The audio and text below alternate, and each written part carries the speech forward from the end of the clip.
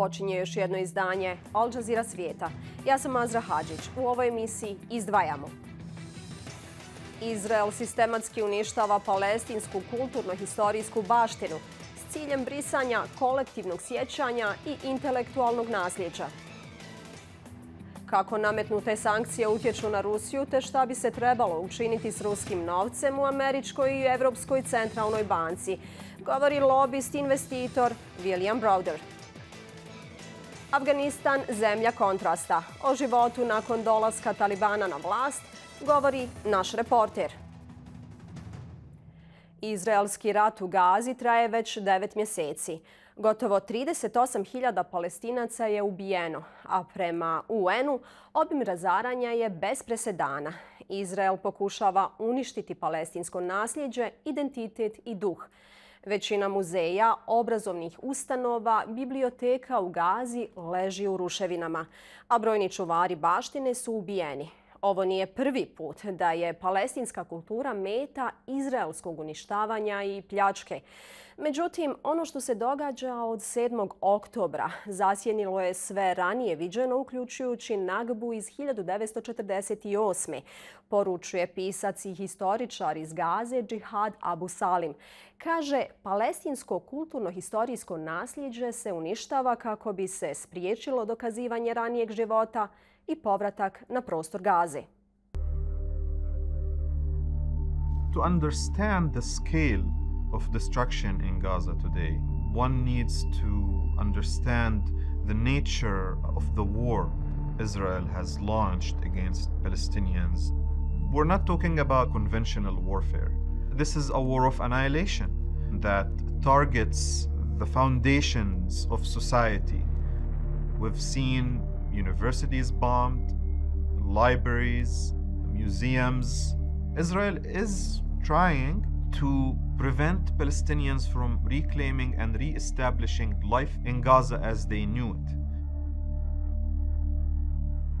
My name is Jehad Abusalim. I'm from the city of Deir al-Balah, located in the middle of the Gaza Strip. It's where I grew up and spent most of my life. Gaza City was the only Palestinian coastal city that was not conquered by Zionist militias in 1948. And that gave Gaza a huge significance and placed it as the beating heart of preserving Palestinian nationalism and furthering the Palestinian cause for liberation and emancipation.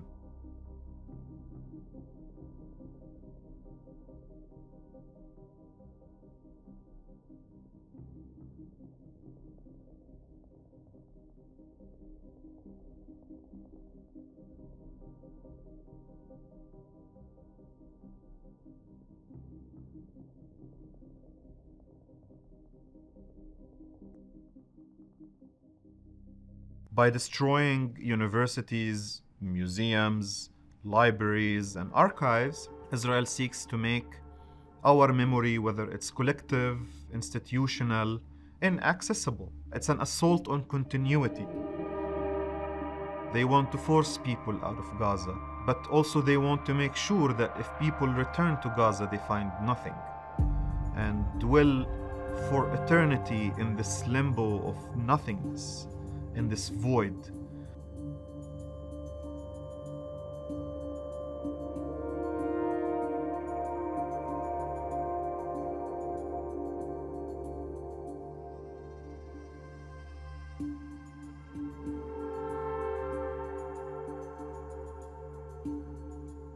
Gaza's old city with its mosques like Al-Umari or a church like the Church of Saint Porphyrius testifies to Palestine's complex and multifaceted history.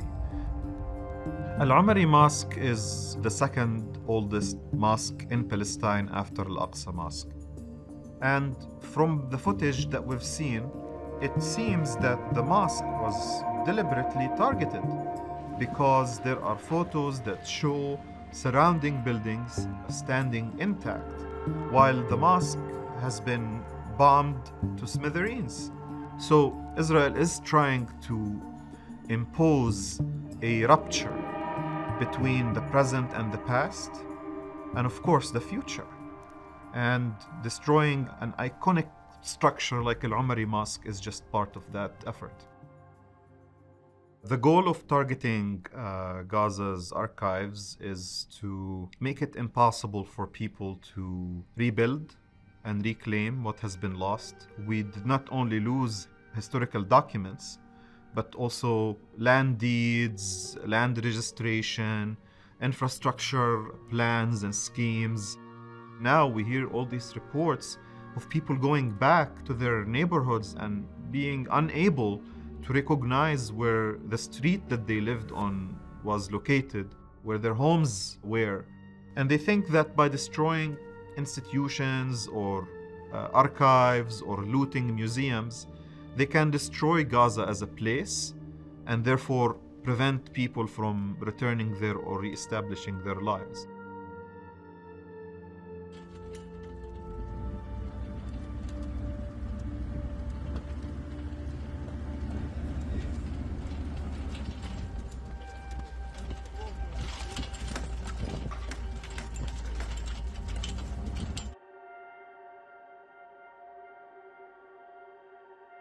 Gaza and its district have suffered a lot in terms of the targeting and destruction of historic and heritage sites.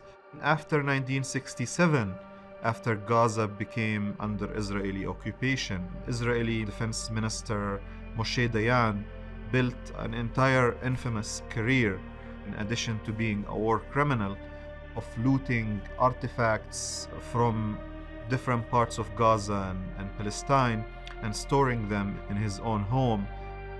But also in the 1970s and 80s, Israeli forces, alongside Israeli archaeologists, looted a 4,500-year-old Canaanite cemetery located in Deir el-Balah, my hometown, and they took anything they could carry to the Israel National Museum.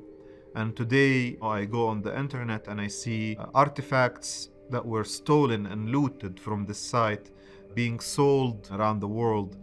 And that makes you wonder if Israel's practices today are a new phenomenon or just a continuation of a long-standing pattern of destruction and looting of Palestinian history and culture.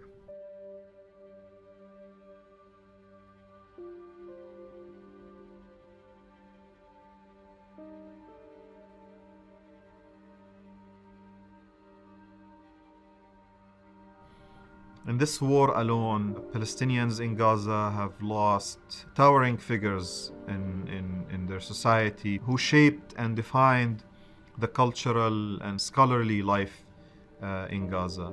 And if there is one individual that captures the essence of this city and what it stands for, it's Rifat al-Hariri. If the lions do not have their own historians, the history of the hunt will always glorify the hunters, will always glorify the occupier. Rifat was killed while he was sheltering with his sister and her children. Before he was killed, he received a phone call from an Israeli officer warning him that they're after him. He was killed, his sister was killed, the children were killed, and his brother was also killed. I'm an academic. Probably the toughest thing I have at home is an expo marker. But if the Israelis invade, if they target us, charge at us, open door to door to massacre us, I'm going to use that marker, throw it at the Israeli soldiers, even if that is the last thing that I would be able to do.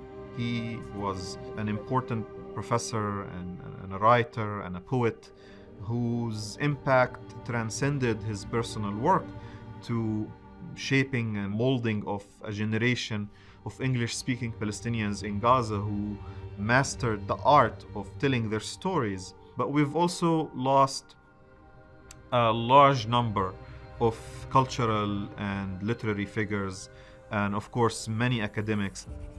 This is an assault on the people who create meaning in society and who create the language that helps people understand and reflect on their reality. Israel knew what it has been doing and continues to do by attacking and going after our cultural and literary and intellectual figures. But Rifat like Gaza is an idea, and ideas don't die. Bodies can perish, cities can be destroyed, but the ideas that they stand for, the principles and the values, these are things that do not just vanish into thin air. They continue to exist and to inspire people for many years to come. Britanski je investitor i lobist rođen u SAD-u. Još 1996. počeo je ulagati u Rusiji. Nakon ubistva njegovog advokata Sergeja Magnitskog, lobirao je za donošenje globalnog zakona poznatog kao Zakon Magnitski, kojim se uvode sankcije ruskim zvaničnicima. Godinama se zalaže za zamrzavanje ruske imovine na zapadu. Govori o posljedicama Ukrajinskog rata po Rusiju i sankcijama nametnutim toj državi, te šta bi prema njegovom mišljenju trebalo učiniti s ruskim novcem u Američkoj i Evropskoj centralnoj banci. The sanctions are devastating for Russia. The $300 billion of Russian money is frozen in Western central banks, and that money will probably be confiscated. Probably a similar amount of money that belongs to the oligarchs has been frozen. All of Russian industry and government and companies no longer have access to the Western capital markets. Thousands of Western companies have pulled out. 1 million Russian able-bodied young men have left the country. It's a disaster. I mean, there's no way to spin it any other way than that. But as you pointed out, those are the three big loopholes. The like ball bearings, for military use were forbidden for export to Russia, but then all of a sudden the numbers at Kyrgyzstan go up 1,000%, Armenia, et cetera. And that, of course, that's got to stop. And the same thing as you mentioned about the Russia sells its oil to Chinese, Indian, and Turkish refineries, and then they sell the refined product back to us, and we say, we don't seem to notice. But just the fact that you're talking about this and the fact that I'm talking about this, who else is talking about this? The United States Treasury is talking about this. The British Foreign Office is talking about it. The European Union is talking about it. And so whatever tricks the Russians have for evading sanctions, we're trying to figure out how to stop those things. And it's a dynamic process. These departments in the Treasury and in the Foreign Office and other places, they only got staffed up 2 years ago. They're learning on the job. And there's not a lot of people doing it, and they're staffing them up further, and they're coming to people like me and many others saying, what do we do to stop all this nasty stuff from happening? And so they will do stuff to stop it from happening, and the Russians will come up with other ways of evading sanctions, and step by step, the process will become harder and harder for the Russians. Now, the question is, do we get there before or after the Russians have already infected the political consciousness of the West in all these elections, where you have, as we mentioned, a bunch of people sympathizing with Putin on the cards to be running some of these countries. At the beginning of the war, the West did something very dramatic, which was Russia had kept a lot of their money, their central bank reserves, state money, in the deposit of the Federal Reserve of the United States, the Bank of England, the European Central Bank. In total, that amounted to about $300 billion, perhaps a little bit more. That money was frozen. And so the money was frozen, and as time has gone on, and as the bills have racked up, we're starting to say to ourselves, well, maybe some of that money, or all of that money, in my opinion, should be used to help Ukraine defend itself. Why shouldn't Putin pay for Ukraine to defend themselves before we do? And that idea has now gotten traction. In the U.S. Congress, there was a piece of legislation passed about a month and a half ago called the Repo Act. And that creates the legal basis for the United States to seize all the money, all the Russian central bank reserves held in the United States. Lord David Cameron, the British Foreign Secretary, has been publicly stating that it's his position that the money at the British Central Bank, the Bank of England, the Russian money should be confiscated. The one big holdout is the European Union. The European Union is a country or a block of countries where there's a few big pro-Russian sympathizers in this whole bloc, in particular Viktor Orban.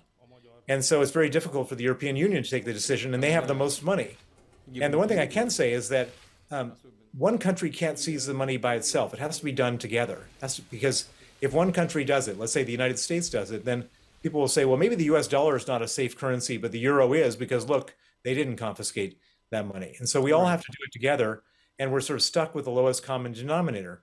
So what happened here is that some fudge was created, a total sort of internal compromise decision was created, where we said, well, we can't seize the money, but for some reason we've decided it's okay to seize the profits on that money.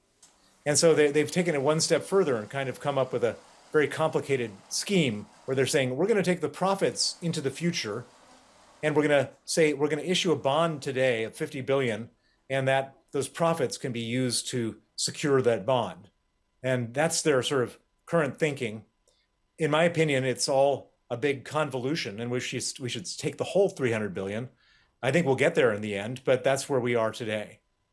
Vijesti o Afganistanu često se fokusiraju na prava žena, sigurnosna pitanja ili talibane, mada to nije jedina slika te države. Kogod ode u Afganistan ima jednu priču koju će vjerovatno pamtiti do kraja života, kaže dopisnik Al Jazeere Osama bin Javed. The only time that you hear about Afghanistan is when you talk about women's rights or security issues. And that to me sounds like a great injustice to this country of millions of people, which has a lot to offer. I'm Osama bin Javed, a correspondent, and between us, although the world seems to have forgotten about Afghanistan, I went there to see what is happening beyond the headlines.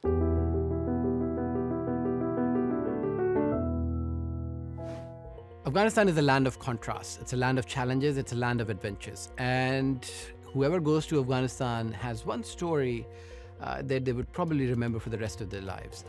The first time I landed in Afghanistan after the Taliban takeover to see all of those Islamic Emirate flags and the people who the government forces had been fighting for so many years take charge. Now it has become routine. It's normal. Conventional wisdom is that when you go to Afghanistan, you'll see poverty, you see women who are oppressed, and you'd see a lot of guns on the streets. Although you cannot take away from the fact that a lot of Afghans, a majority of them, live below the poverty line. There are a lot of people who are struggling to put food on the table, but they're not the only aspect of Afghanistan. There is an Afghanistan that is beyond that as well. There's a minority which continues to do its business. There is an expanding carpets industry. There is pine nuts that are being exported. Even fizzy drinks from Afghanistan have found a market not just in Central Asia, but one company is exporting it to 28 countries. The municipality of Kabul is actually pretty much in shape, and it's taking care of the city. So the biggest issue in Afghanistan, which is on everyone's mind, is what happens to my daughter when she goes to secondary school. A colleague's daughter has been crying for the last 2.5 years because she sees her brother go to school every day and she cannot. My colleague explained this to me, that how do you feel as a father if your daughter was not able to go to school? And that is a very difficult question to answer, because as fathers, you can't imagine that, one fine day your children won't be able to go to school. It's not just an academic question, but it is a question on how these girls will be brought up as well, how they will see and find themselves in society. Will they be able to see themselves in the mirror as confident, equal citizens of this country, being able to do all the jobs that they want? Or are they going to be suppressed into a second-tier member of society who are not even able to get the education that they want? The government and the Taliban, which calls itself the Islamic Emirate, put restrictions on women, on which professions they can go to, on how universities would be able to admit them in, and how they will go about in everyday life. So that is another big question mark that every woman who I spoke to has about what happens to women in this country.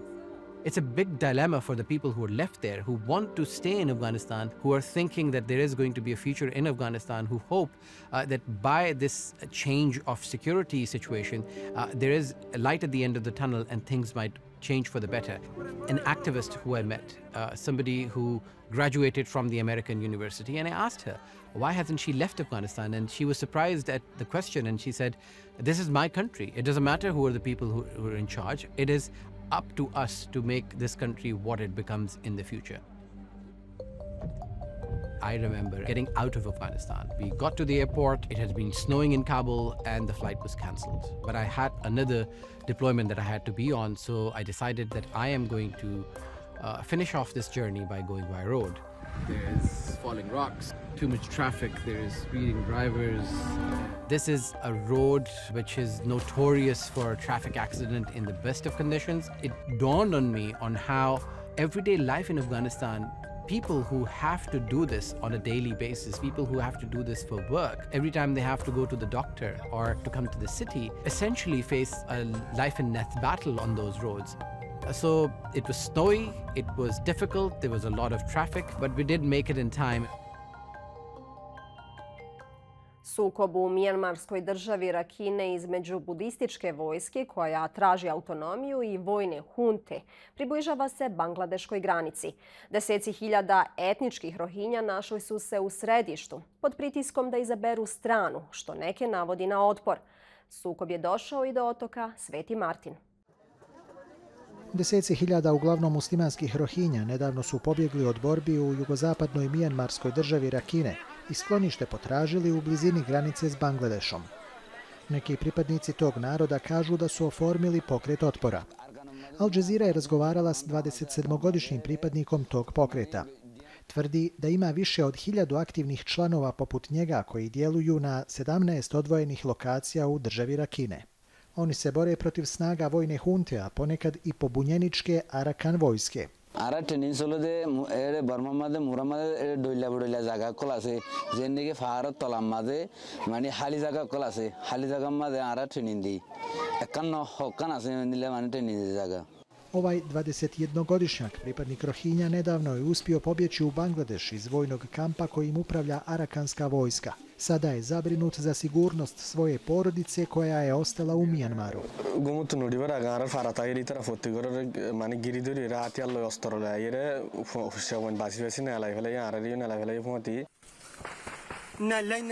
Sudbina Rohinja zarobljenih u graničnim područjima ostaje nepoznata zbog intenzivnih borbi. Recently, authorities in Bangladesh say they're not aware of any new movement of Rohingya towards the country's borders. They also reiterated their stance of not permitting any more members of the ethnic Muslim community to enter its territory. Mnogi žele trenutno rješenje krize. International community jaldi arkana maze ar tupi diare Rohingya safe zone banaile fiti debe aro ekhon daibenimo. Pucnjava iz borbi u državi Rakine stigla je do brodova u blizini bangladeškog teritorija, otoka Sveti Martin, praktično ga izolirajući od kopna sedmicama. Ministar unutrašnjih poslova Bangladeša upozorio je na odmazdu ako mijanmarska vojska ili vojska Arakana nastave pucati na njihove brodove. তাদেরকে আমরা জানিয়েছি তারা যেটা বলছে যে আপনারা সুনির্দিষ্টভাবে বাংলাদেশের ফ্ল্যাগ যাতে উড়িয়ে যায় সেই রকম একটা ব্যবস্থা করেন তাহলে 7 godina nakon početka ovog sukoba gotovo 1 milion Rohinja zaglavilo je u izbjegličkom kampu Cox's Bazar u Bangladešu. Mnogi čelnici zajednice kažu da bez međunarodnog posredovanja mirno rješenje u Mijanmaru nije moguće. Pred kraj emisije idemo do južnoafričke pokrajine Istočni Cape, rodnog kraja mnogih istaknutih političara, uključujući Nelsona Mandelu.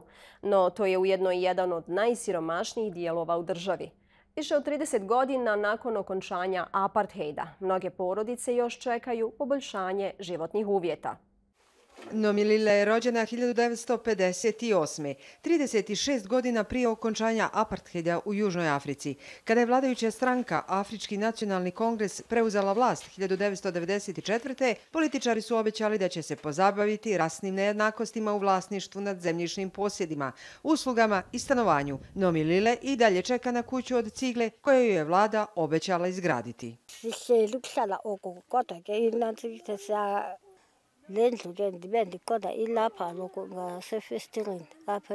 Pojedini stanovnici su dobili besplatan smještaj od države. Andisa Džiladža jedna je od njih. Prije 2 godine oprostila se od svoje kuće od blata. I'm not happy this house because it's very small. But now I'm so happy because I've got a big house. I'm so happy now. Lokalni zvaničnici kažu kako gotovo polovina stanovnika ovog dijela pokrajine Istočni Cape živi u pravim kućama. If you have ever stayed in a mud house, you do not know what really you will do during the rainy season. You know, the house might fall. We used to have disasters here where houses were falling, and we used to have people who have to be placed in community halls. And now we no longer have those because we are trying by all means to speed up the process. Međutim, postoje i drugi izazovi poput nezaposlenosti i pružanja osnovnih usluga. People used to get water from a reservoir, but the pump was stolen more than 4 years ago and hasn't been replaced. And until services improve, they now have to use these share taps. Neki stanovnici napuštaju ruralne krajeve i traže prilike u manjim i većim gradovima. Mnogi od njih na kraju završe živeći u neformalnim naseljima u kojim je struja ilegalno priključena u kolibama, zbog čega često izbijaju požari. Upravo to se ovdje desilo. Istočni Cape je rodno mjesto nekolicine istaknutih političara, uključujući i Nelsona Mandelu, ali milioni ljudi ovdje i dalje čekaju na bolji život koji im je obećan prije gotovo 30 godina. To je sve u ovosedmičnoj emisiji. Ostanite uz program Al Jazeera Balkans.